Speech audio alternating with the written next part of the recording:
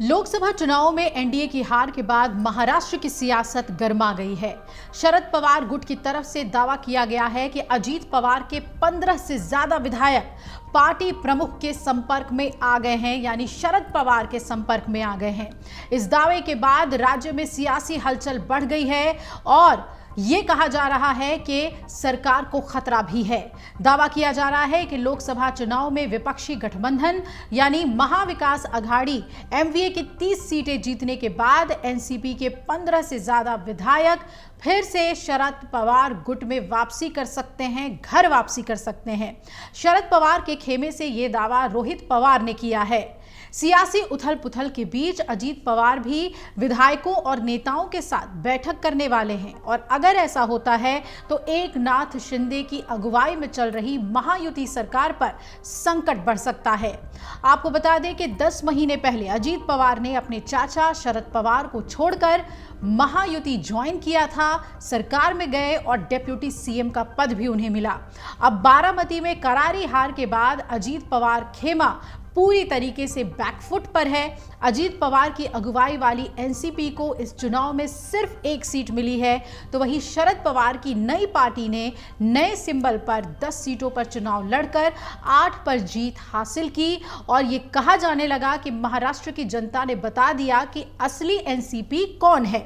अजीत पवार की अगुवाई वाली राष्ट्रवादी कांग्रेस पार्टी के पास अभी 40 विधायक हैं।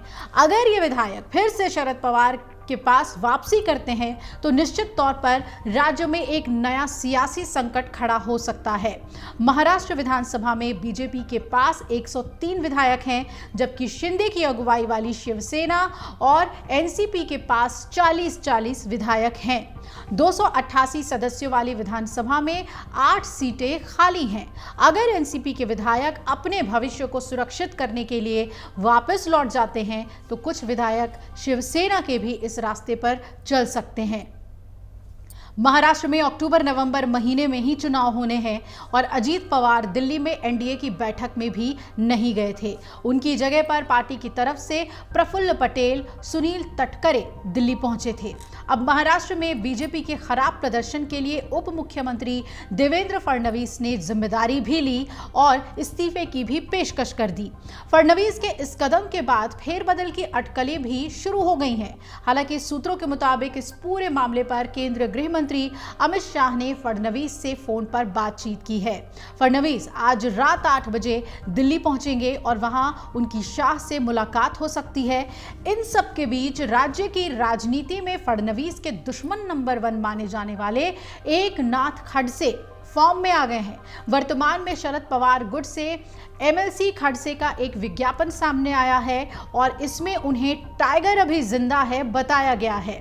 महाराष्ट्र में बीजेपी को मजबूत करने वालों में एकनाथ खड़से का नाम लिया जाता है और उन्होंने फडणवीस से मतभेद के बाद ही बीजेपी छोड़ दी थी।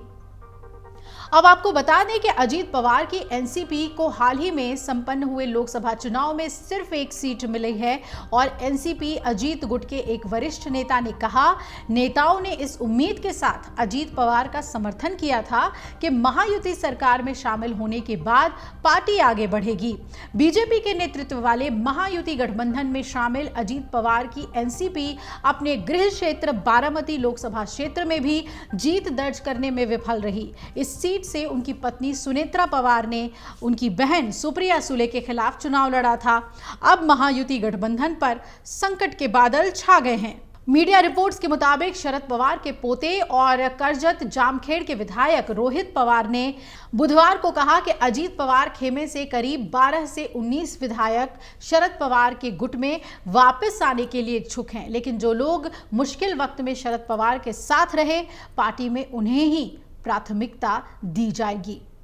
अब देखना है कि महाराष्ट्र में महायुति की सरकार अपना पूरा 5 साल का कार्यकाल पूरा करती है या फिर विधानसभा चुनाव से पहले गिर जाती है। अगर आप ये वीडियो YouTube पर देख रहे हैं तो हमारे चैनल को सब्सक्राइब करें और बेल आइकन को दबाना ना भूलें। अगर आप Facebook पर ये वीडियो देख रहे हैं तो हमारे पेज को लाइक करें।